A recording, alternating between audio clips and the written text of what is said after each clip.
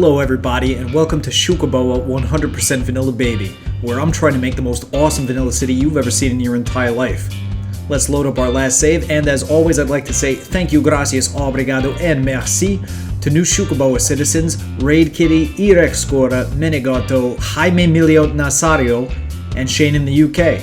On the honor roll today we have Ladies in the City and Oppie, my #1 fan. Let's take a quick look at what we did last episode. Here's the Flamingo Sanctuary in Flamingo Beach Park, which wraps around the inlet.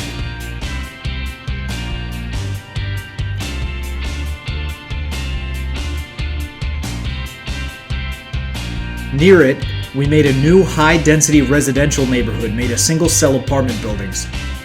And we put in a TV station, a medical laboratory, and of course Andrew Kosmowski's postal HQ. Fix the typo for you there, Andrew. On to our first project of the episode. We'll begin in this 120-degree corner of our 60-degree three-way junction. And let's lay down the roads like this to center ourselves.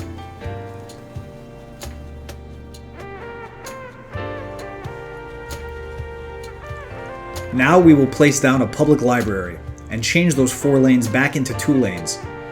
But this time, we'll bend the roads around the building. I was thinking we could use another library, especially after I found this awesome book about the urban development of Lisboa.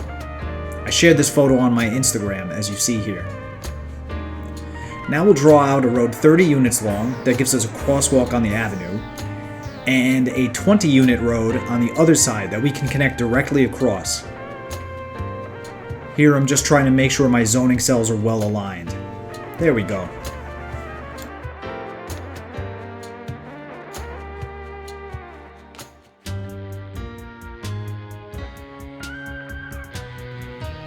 Before drawing a new road, let's add a relatively small hill. Just 5 meters high, we'll flatten out the edges by the road that we already built. Now we can draw in some roads.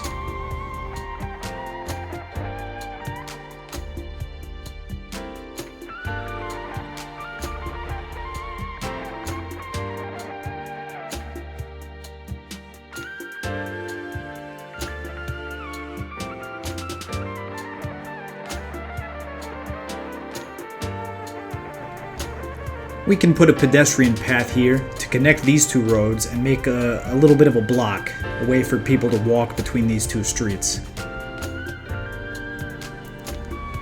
Let's add some simple concrete paths towards the library from the avenues.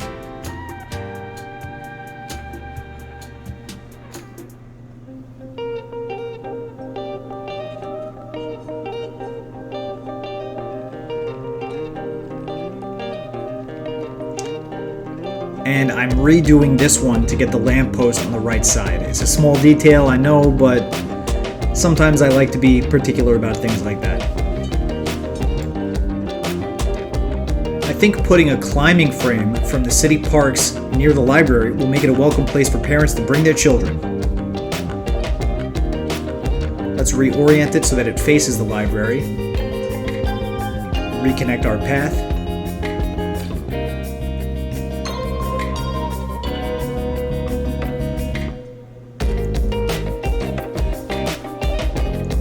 And also a gazebo, because I like gazebos, they're nice. Now I'm going to extend the borders of the Cristina MD Hospital for Amigas Park into the library area. It will take away some of the industrial farming area, but that's fine. I could also cheese paths with gates here now, but I don't want to, there's no need. This is just going to be a nice open plaza in front of the library. Time to detail the little plaza now, and I'm just going to do some basic stuff, but I think it will really highlight this major city corner.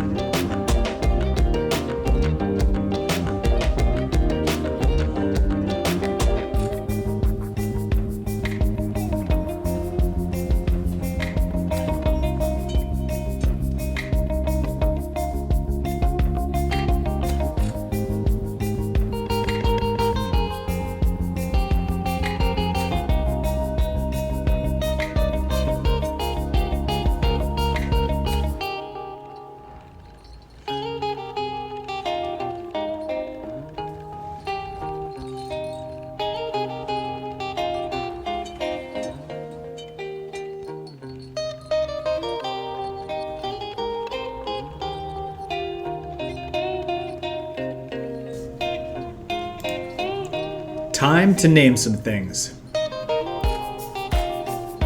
We can do the Raid Kitty Library.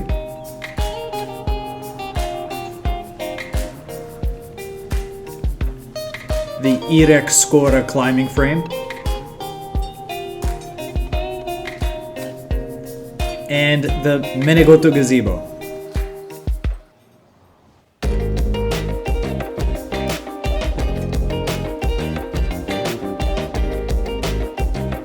Since we're starting a new neighborhood, let's give it its own name. Bookmark Hill sounds appropriate. And we'll have self-sufficient residential. And in the style tab, I'll choose Modern City Center. And we'll do that to zone this high-density commercial and get some new building models on the app.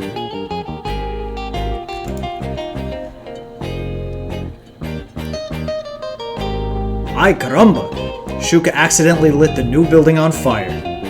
Well, we've got a fire truck and a helo responding, so I think it's all okay.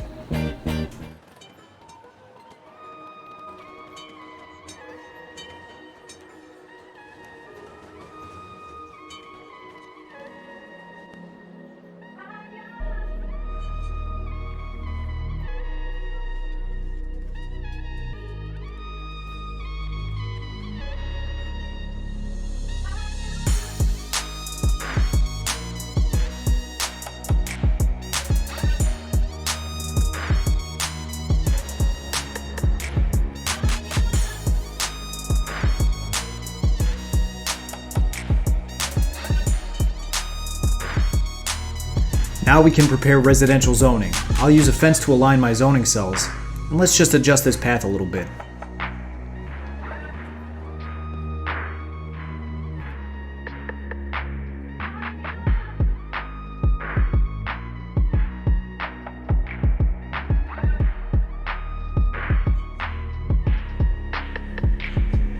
I really like these two buildings with the glass panels on the roof. Are they solar panels? Is it a greenhouse underneath? I don't know. But they're both facing south as per our compass over in Compass Hill Park, therefore getting the most possible sunlight throughout the day. Does that matter for the game? Absolutely not. But it matters for me because I like little details like that.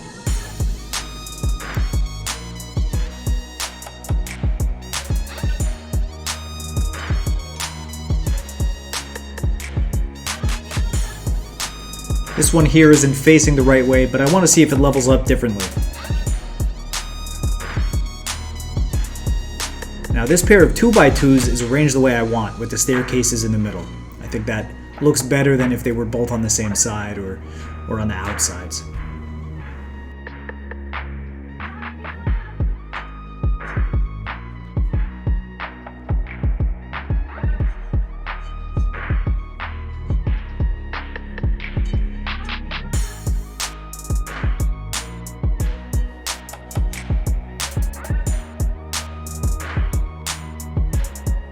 You can see we're starting to get several different buildings growing, which is giving it a nice, varied look.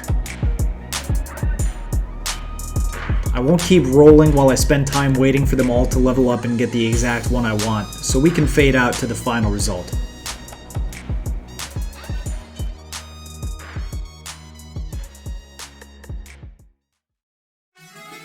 And here it is, our new neighborhood of Bookmark Hill. As I always try to do, I used as many unique models as possible, arranged in a way that highlights each building individually and yet looks all good together as a skyline. I also added this little zoo cafe, which we can name the Jaime Emilio N Cafe. Here's a quick time lapse to see the neighborhood come to life from a few different angles.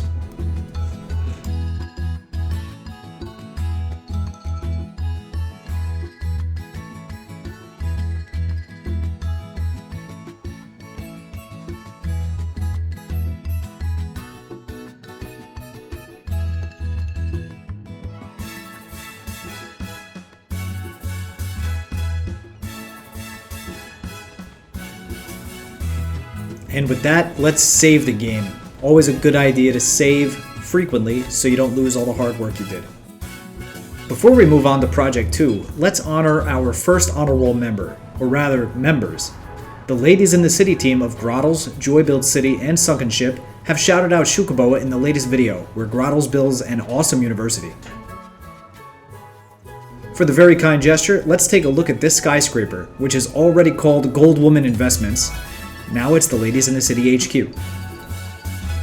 Nice tall office tower right across from Captain Avi's Discord HQ park, and it already has some nice detailing all around it. I hope you all enjoy your new Xucaboa headquarters, ladies.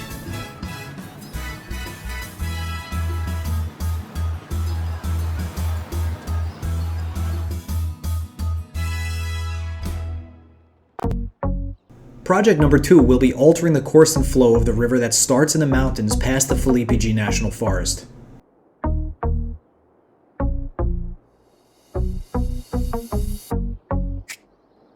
You see the source of water is located right here, and I'm going to fill it in just a little bit to reduce the flow. It always seemed a bit excessive to me, right? It should start out as a small stream instead of a massive river coming out of a mountain.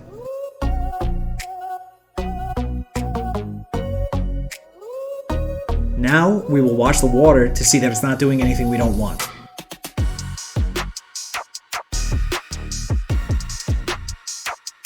Looks good so far.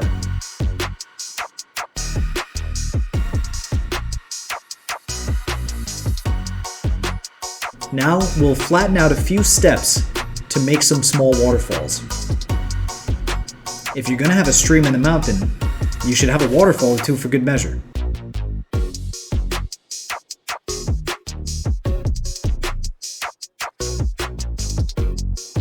Let's see. I think this is just too straight. A good river should have a few bends, right? Using the slope terrain tool, we'll reroute it like this.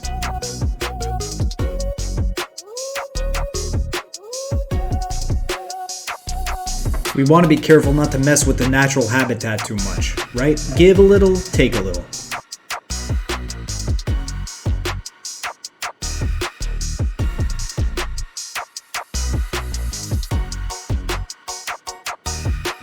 Now that the river is the shape we want, let's work on the river banks. I'm going to create large steps alongside that I can join using the slope terrain tool. Using smooth terrain right now would be a rookie mistake. Once we've got the slope, now we can use smooth terrain and kind of smooth it out just up to the edge of the river. For now, I'll put the excess soil over here by the highway, and I'll just work on this off camera. Don't go anywhere, the end result is coming up.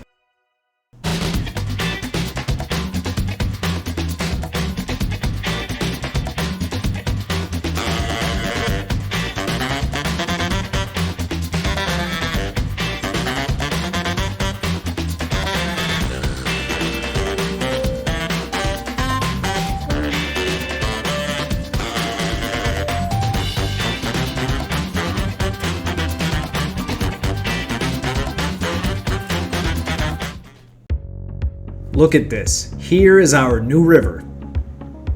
I've put vegetation all along the riverbanks because this is a tropical river after all, and I can't imagine a tropical river without any vegetation around it. Also threw down a few rocks for now, but not too much.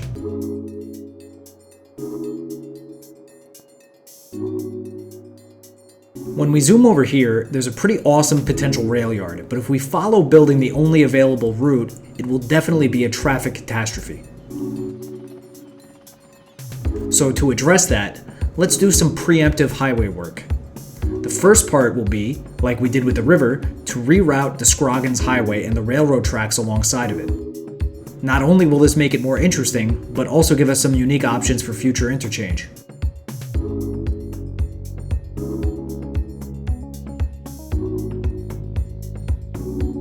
Ay caramba, a secret little bush.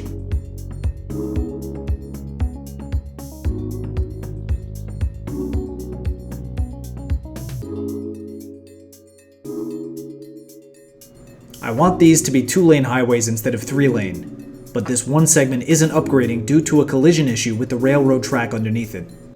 To solve this, I'll delete the track and reconnect the highway overpass. Now the pillar node has sorted itself out and we can put the track back in place.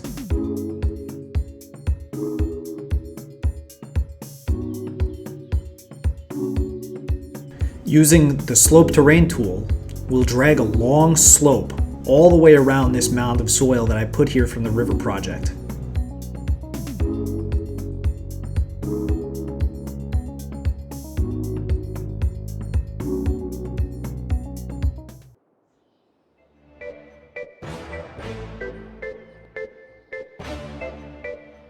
Now for the northbound lanes.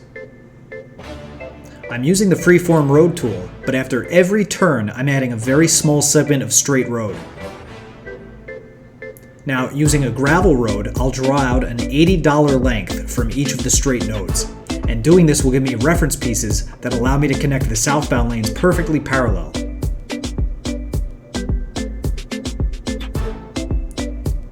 Putting in the straight segment is a useful thing to do when you're drawing a very long stretch of road that later on you want to be parallel.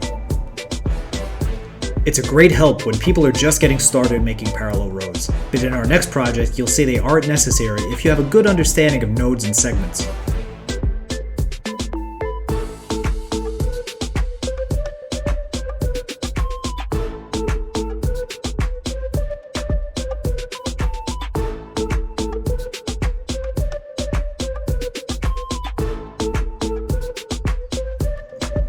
Sometimes things like this happen, and for bridges to switch directly to ground level, there should be about 1 meter just above the bridge, or else you get the problem where it stays as a bridge, even over the ground. Problem solved.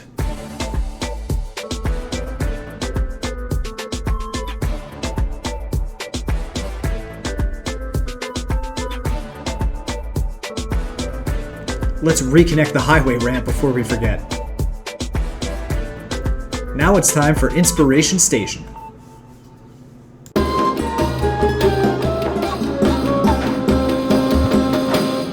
Welcome to Inspiration Station, also known as Google Earth. Today we'll fly to beautiful Oahu. Lots of tropical mountains going on here. Let's take a look at this highway. See this little tunnel piece here? Right after it, it turns into an elevated viaduct. This is the H3 and it goes into the mountain.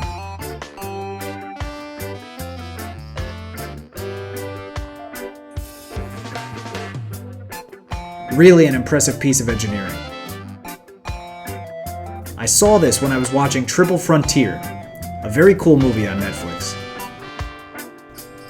Even though this quick driving scene doesn't affect the plot in any way, it really stands out with the gorgeous imagery. Like movies often do though, they pretend that a certain scene is really somewhere else, like how this Hawaiian highway goes to the Fronteira Brasileira.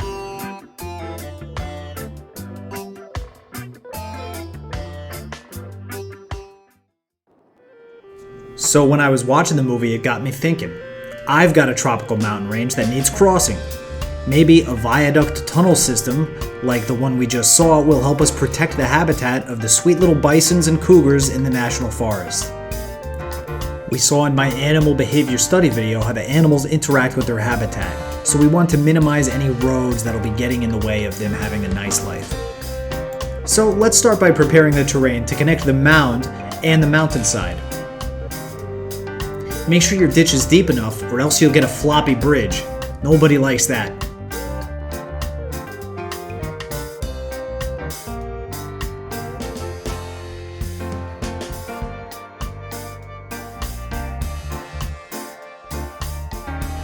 We'll do a $60 gravel length for our parallel roads to start.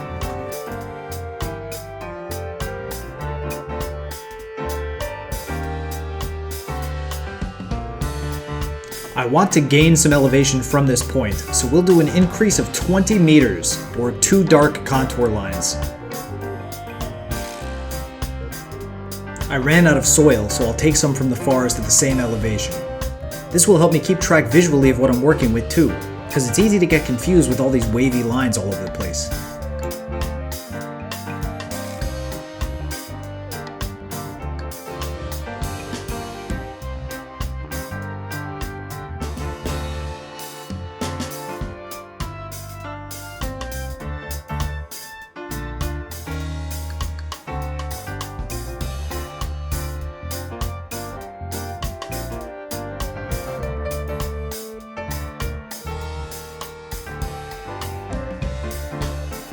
Now it's time for our little vanilla baby tunnels.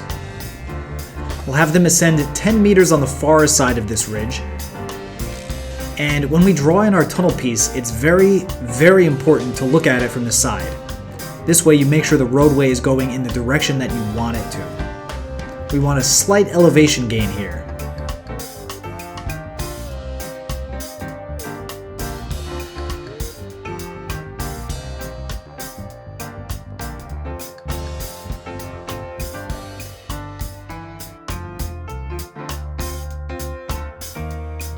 With our second one, we need to actually change the length to get the same grade as the first.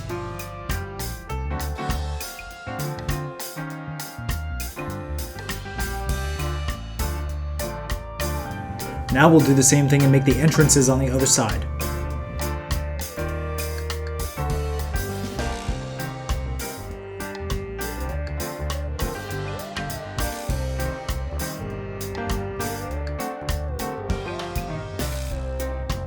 Now when they're connected, we can see that it's quite straight. Maybe not exactly perfect, but under the tunnel it's going to be just fine because there's no roller coaster going on. It's going straight through.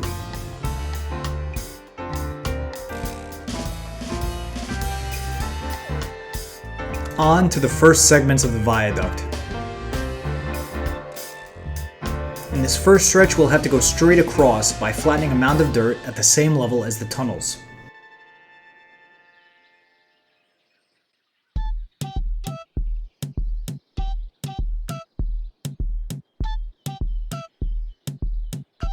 For our next stretch, we'll raise the mound about 5 meters from where it just was.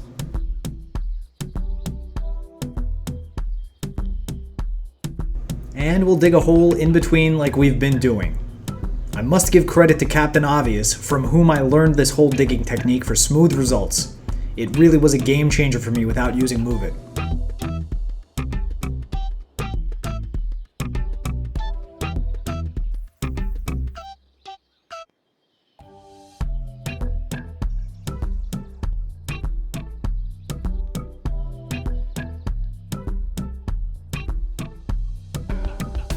Let's continue along, increasing the elevation of each mound as we go.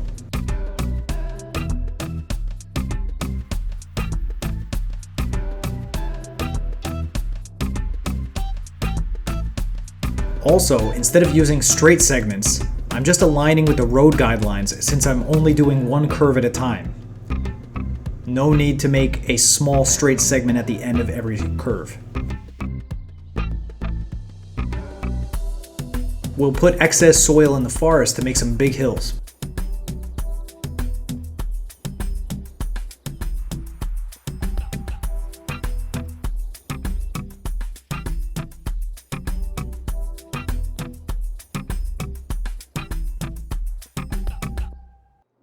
Ay caramba! This is a pretty surreal scene right here. Weird.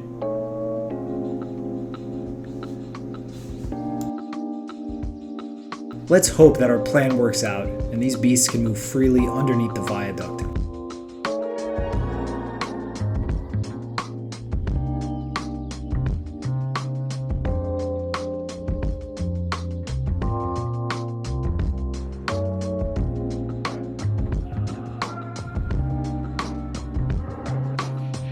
This mountain ridge is extremely high.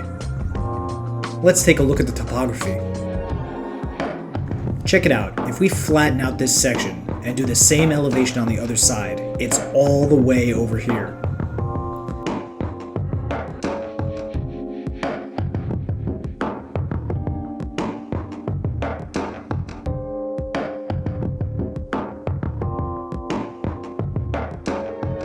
We don't want the tunnel to be too long, so let's flatten out into this crack.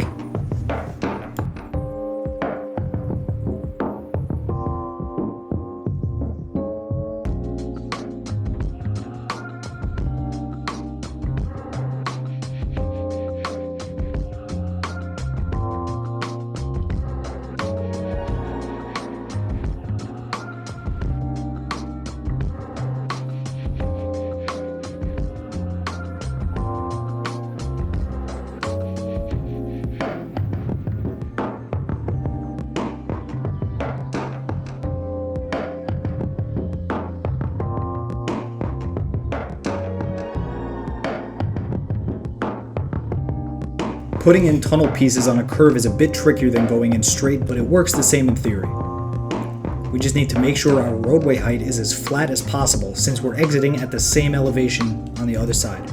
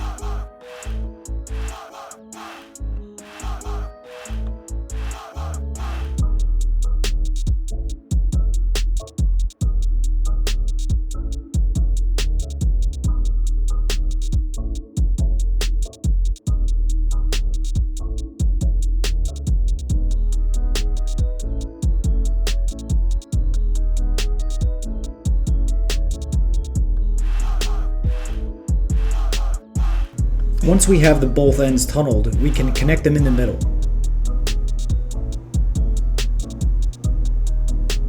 You can see how the nodes didn't come out totally parallel, but it's close enough and it's still smooth and totally flat inside the mountain.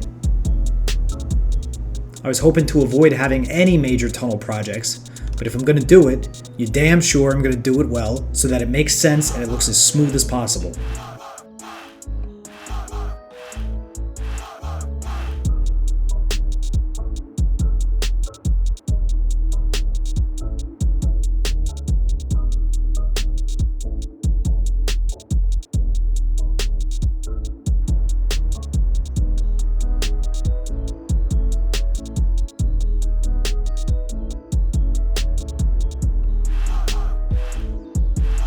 Let's smooth out some of the terrain work that we did before.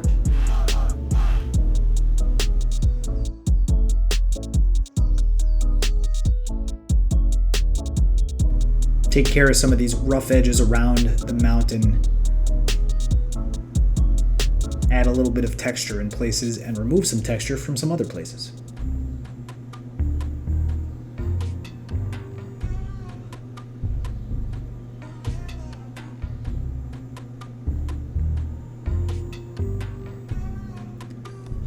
Now, I had a new subscriber join while I was recording this, so let's add an asset for him.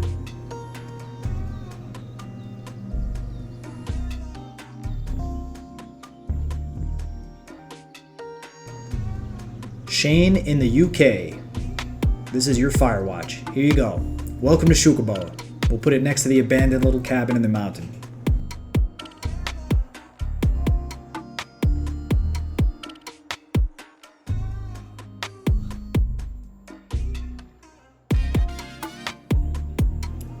As a placeholder name, we'll call this the National Forest Viaduct.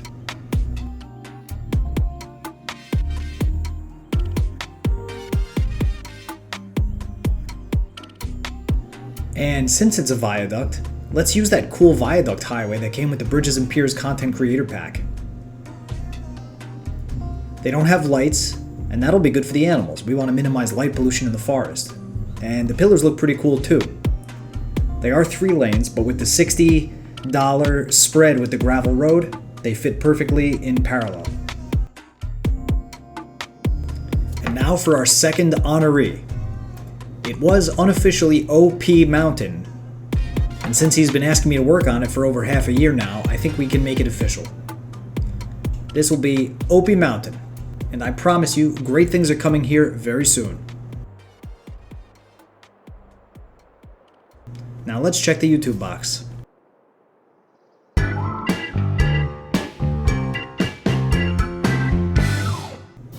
ValleyLadGaming is a great channel to watch city builds, tutorials, and news updates.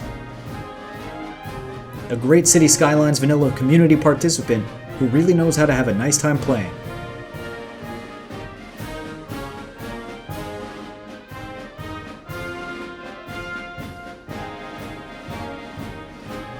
Check out ValleyLad when you get a chance. Tell him Xuca sent you.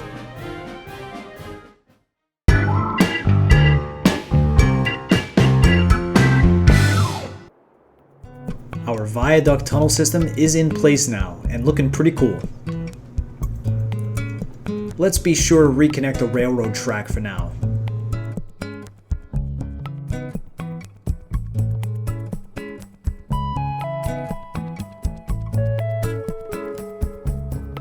So in the next episode, I think we'll finish our highway connection started by this viaduct.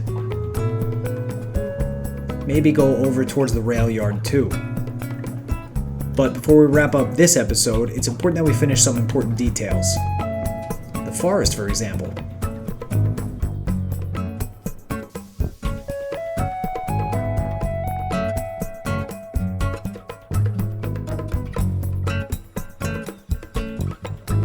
Now that's what I'm talking about.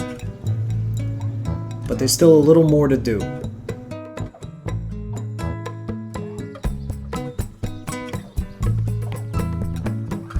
We should finish upgrading these tunnels to 3-lane highways, like the Content Creator Pack viaducts.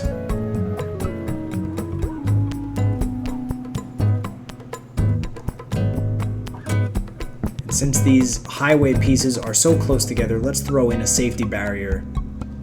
Because why not? That's a good idea. And let's throw down a few more trees. I just love trees.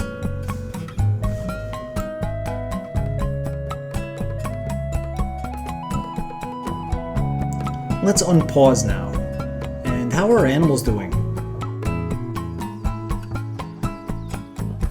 Wow. Can I get an ay caramba from everybody on this? That bison's got some serious mountain climbing skills. Here he goes, enjoying its natural habitat. The tropical mountains of Roslyn Peninsula. But it does seem like the cougar passes safely under the highway, so mission success.